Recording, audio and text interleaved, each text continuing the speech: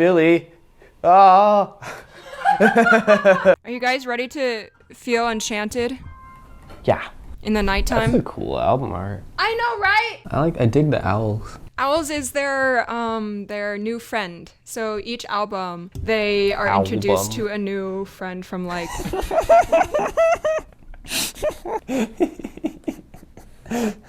No need to thank me.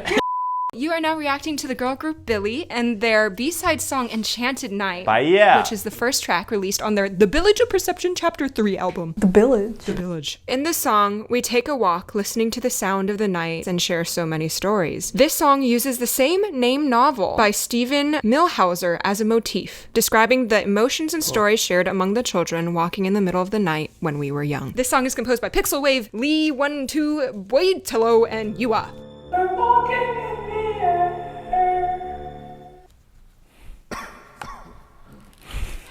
Three, two, one, go. I like that. Yeah, I really like that. Retro. That's a really nice synth sound too. The bass. It's so funky. Yes, I love octaves. Something about the rap and the melody of this song, there's like a very boy group sound. I think so, which is really cool. I like that. That's like a nice way to like intensify something, like before the chorus. Cool. Yeah, that's great.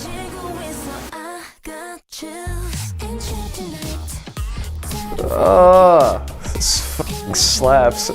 Got some like Daft Punk thing going on here.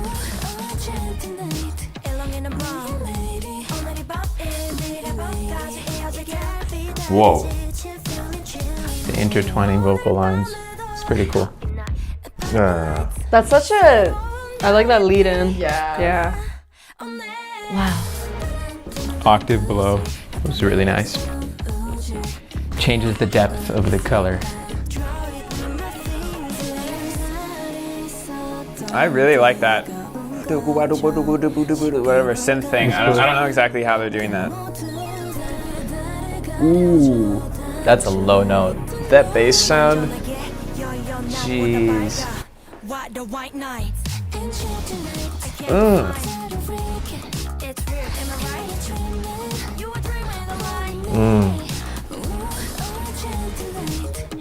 I like that little signy thing, yeah. A new player has appeared. Yeah. That's it. It's so expansive, the sound palette. I like how they didn't accent those notes as much because it made it ambiguous for it was sitting. Oh. Yeah. Oh my god. That's very enchanted to me. Oh. Wow. Oh. New little hi-hat part. Yeah. Major.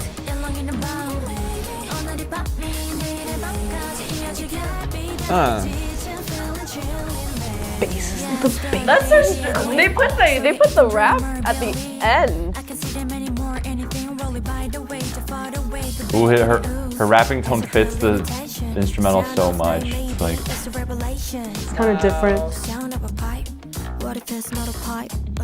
Yeah. Oop. I like that. Yeah, that fucking slapped. That was awesome. That's really charming. Off the top of my head, I really liked the driving, funky, twangy bass that was just going. I can't resist one of those for the whole entire time. And I also feel like they punctuated that very nicely with some nice harmonies. How many of them are there again? Harmonies were very nice and rich. They kind of reminded me of some Motown-y sort of things. But at the same time, they also had a very unique sort of crystal clear, but not like airy sort of sound to a lot of their singing. A lot of their vocal timbres have that sort of like majestic-y sound, like a moonbeam. Enchanted Night. The song literally it's like an exact copy of like what the title is. Everything is soft and rounded.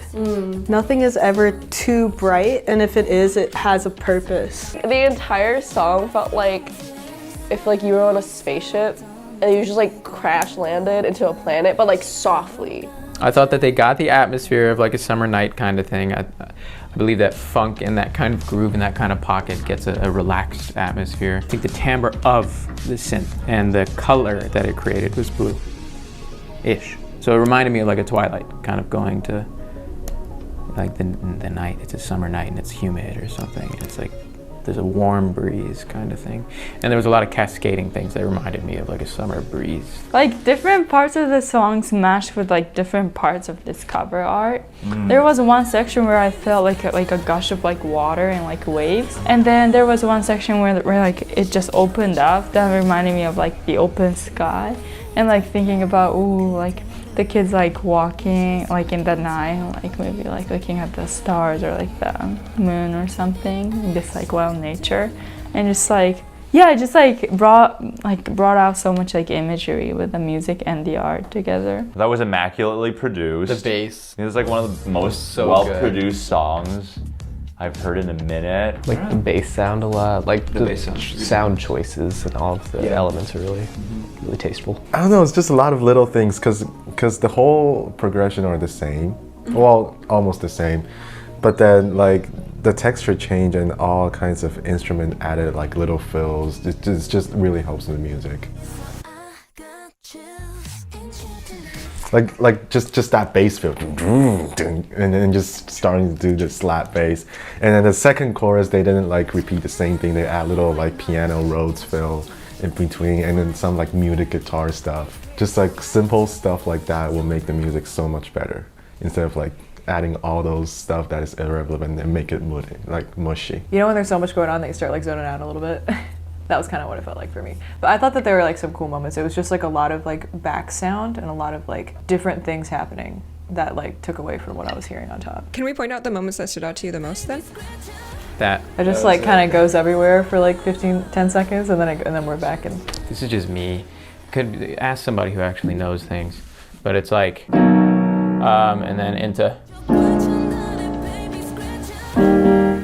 In the voice. It immediately. It's just like the major.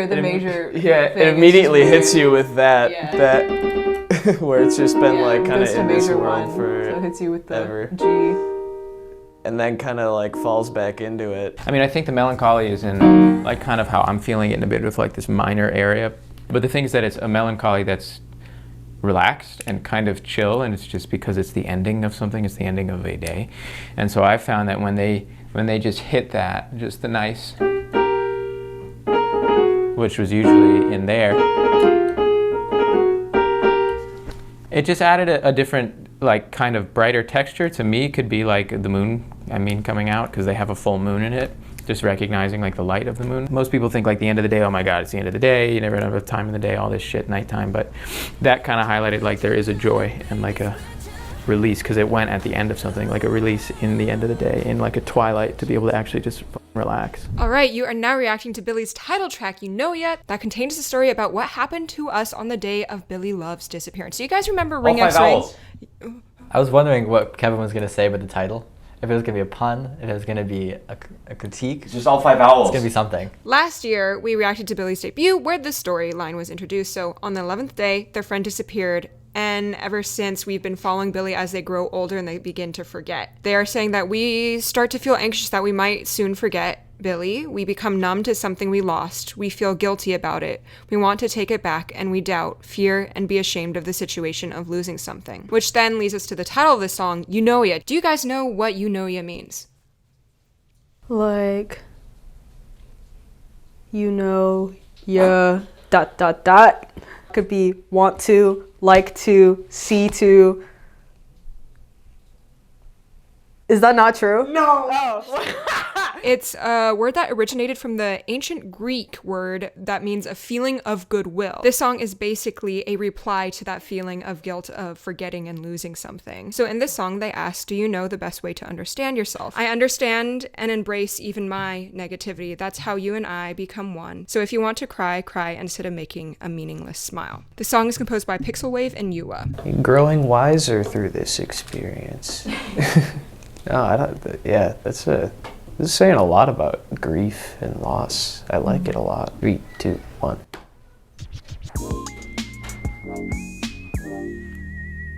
That was a great Oh, song. that wasn't the song. Oh, that's just an opening. That was grooving. I liked that though. Yeah, I liked it a lot. I wanted that to be the song. Look at those little clips. Yes, Asian school vibes.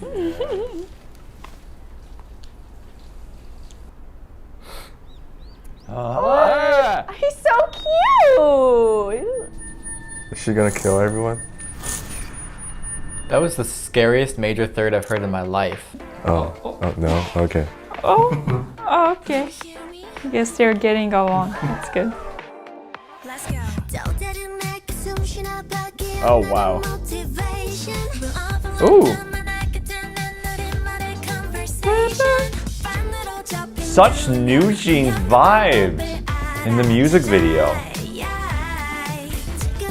I will dig this retro vibe. I was expecting, oh, this is Juice, the song. By Lizzo? Yeah. Oh. Nice. Cute. Hey, it's the. Oh, goodness. Oh, gosh. Oh, the freaking owl. I was like, it's so cute. And then it flew right at my face. Very, very thick texture within the harmony. Oh, I like that. I like all of the inner voicings.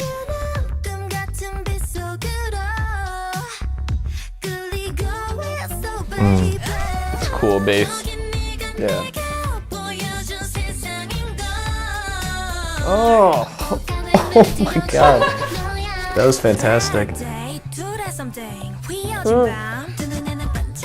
When the percussion disappeared for a bit, I was like, what meter are we in? I like lost track of where I was in space. No. It's Oh big. my gosh. It grew. Oh, the two eyes of the owl are blue and pink. Those are the same colors as her clips that I mentioned in the beginning. Oh, this is so catchy. I really like how they pronounce flip-flop. That's really cool.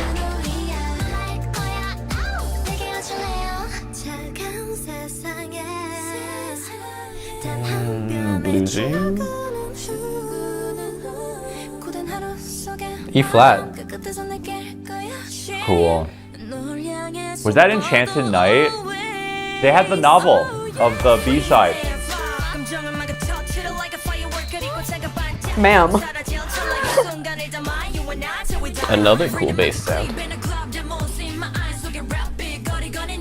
Nice. I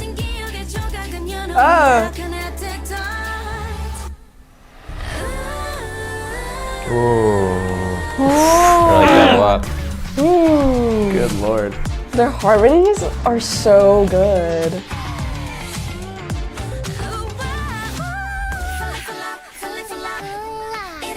Good use of that like silence at the beginning of the chorus. I sometimes don't like it when people do that, but I like it here. I think it works. I think their voices as like a collective instrument, as a group, is really beautiful. Oh, that dance fucking groovy. Cool.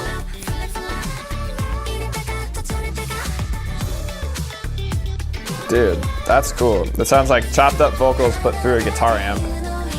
It's cool. That's a loud major third. That's like the ending of I've 11. That little, yeah. I'm hearing the trends. What do they see? It's a home I'm scared. of memories lost forever. Oh. It's a crime scene where she was lost. Whoa. We'll never know where she's gone. Maybe she's us. And they're trying to find us through their music. What if we're Billlie? Holy cow.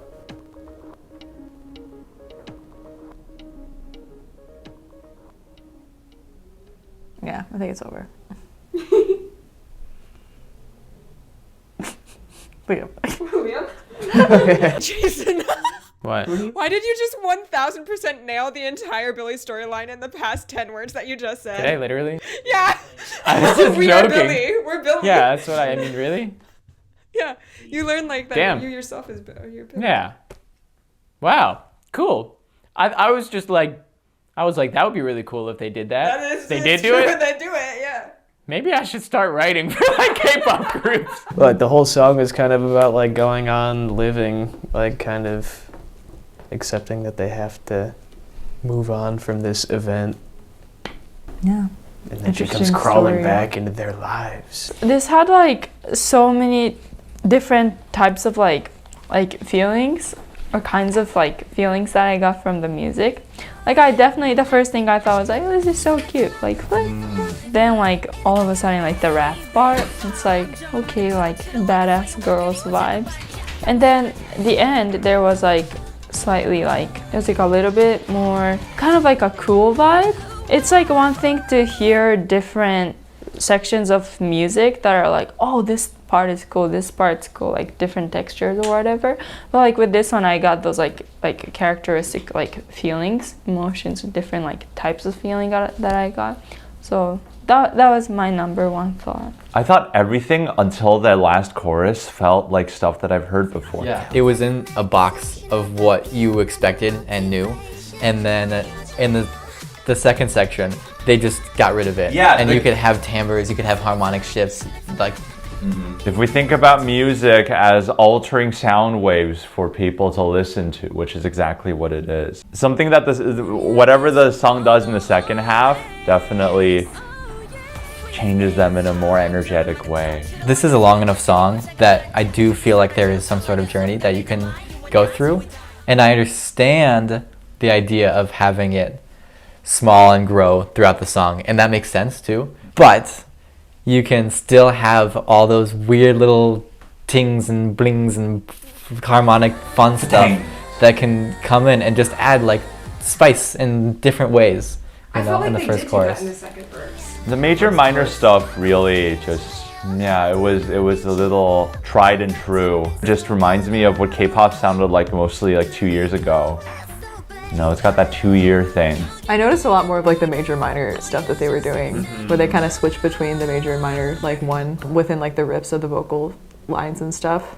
Like and like utilizing major more as the song like progressed. Like it kind of started Yeah, like the second minor. verse there was more like the whole first verse was pretty much in that kind of D minor space. And then you get to the chorus. 5 sounds like a little bit more empty, I think. And a little bit more like, oh, what's going on? Maybe that's why they did it on 5 too, is so they can mess with the 3 like they've been doing, like with the major minor kind of switches. Flip-flopping a lot. And so you're kind of like, wait, what key are we in? And just the middle transition chords, holy moly. That was amazing. That one like 6 chord, that was just like. Like, there's like dissonance, there's like, I love the dissonance that's happening, but it just like, it still finds its way. And then I'm guessing this. And then maybe something that's really fast transition. And then back. I think it's that.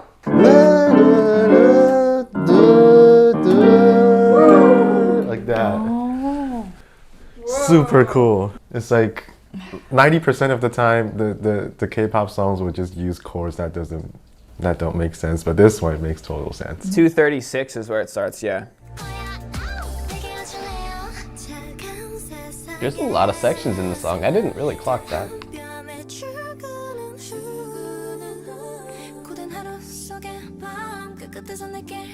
That's a nice one. Yeah, really great. This is gonna take me a second. Not gonna lie. A few moments later. Is it like this? Sounds like that. And then the. I think the vocals are still minor there. Yeah. Wow. Because of the blues, it's easier to justify a flat 3 on a major chord than the other way around. You know, if we were in D minor and you went like that, doesn't sound very good. But if you're in D major and you go like it works, right? Yeah, especially going up too. 1 hour later.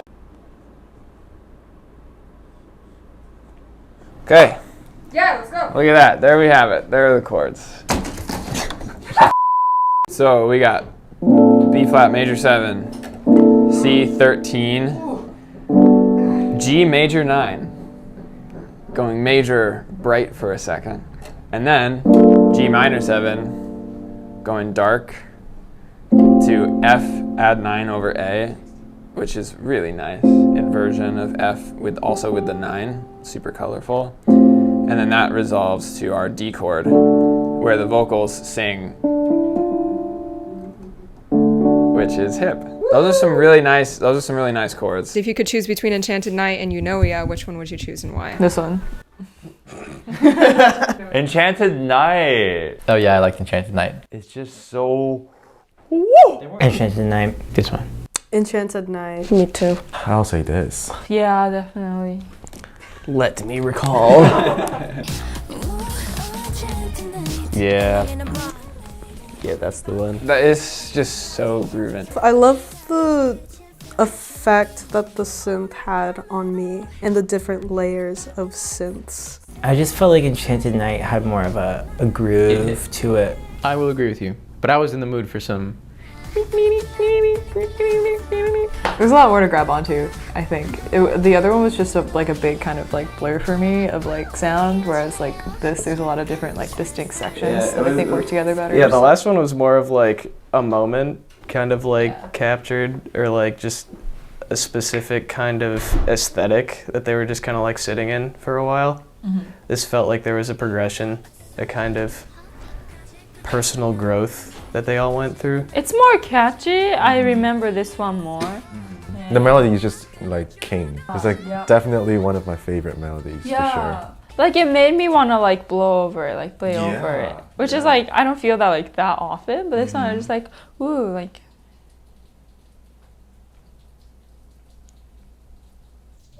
Are we gonna get it covered?